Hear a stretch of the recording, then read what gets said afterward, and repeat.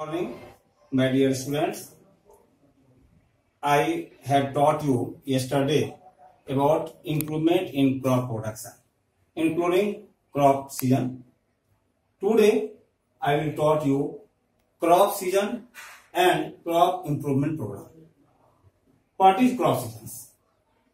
On the basis of climatic conditions, crops are mainly two types: Kharif crops and Rabi crops. Kharif crops, those crops which are grown in June and harvested in September, October, are called Kharif crops. It means time for Kharif crop is June to October. These crops requires more water, so these are grown in rainy season. For example, paddy, rice, soyabean, arhar, maize, cotton, etc. Now, what is Rabi crops? Those crops which are grown in November and harvested in March, April are known as Rabi crops. These crops are cultivated in winter season, so they are also called winter crops, like wheat, gram, peas, mustard, linseed, etc. Now I will discuss crop improvement program.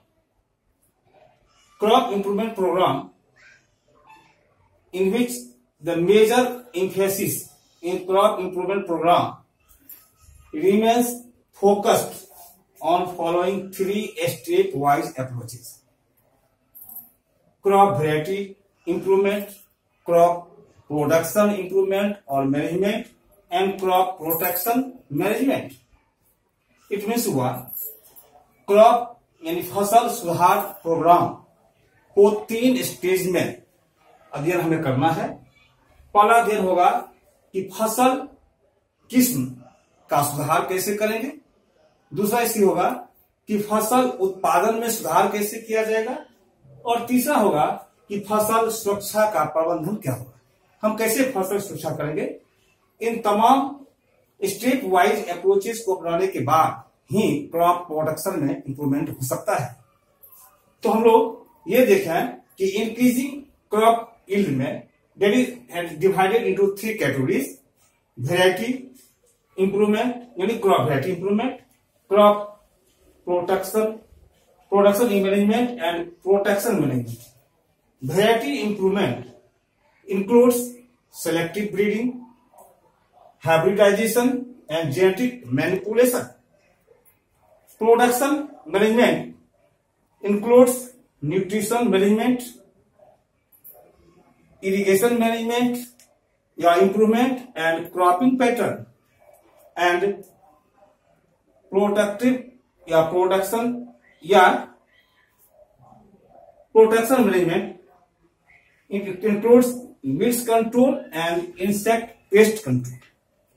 It means ये हुआ कि फसल सुधार करने के लिए जो crop variety improvement हम करना चाहेंगे उसमें ये सारे तरीके अपनाने होंगे, जैसे कि चयनात्मक ब्रीडिंग करनी होगी, इसमें हाइब्रिडाइजेशन करना होगा, और फिर जेनेटिक मैनिपुलेशन करके हम क्रॉप वैरायटी को इंप्रूव करेंगे।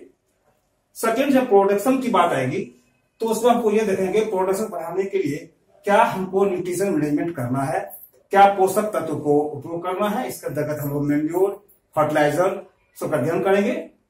उसके बाद इरिगेशन मैनेजमेंट होगा, सिंचाई कैसे करेंगे, सिंचाई का क्या प्रबंधन करना है हमको, और क्रॉपिंग पैटर्न यानी फसल तरीके क्या होंगे। इसके बाद जब ये सारी चीज होंगे तब स्थिति होगी कि क्रॉप का प्रोटेक्शन कैसे किया जाए। क्रॉप दो तरह से प्रभावित हो सकता है, वीड्स और पेस्ट से, इसलिए हमें वीड्स कंट्रोल भी करना होगा, पेस्ट का भी कंट्रोल करना होगा। तो इन तमाम बातों को हम लोग नेक्स्ट क्लास में फिर से डिटेल यानी डिस्क्रिप्टिव स्टडी करेंगे। थैंक्स।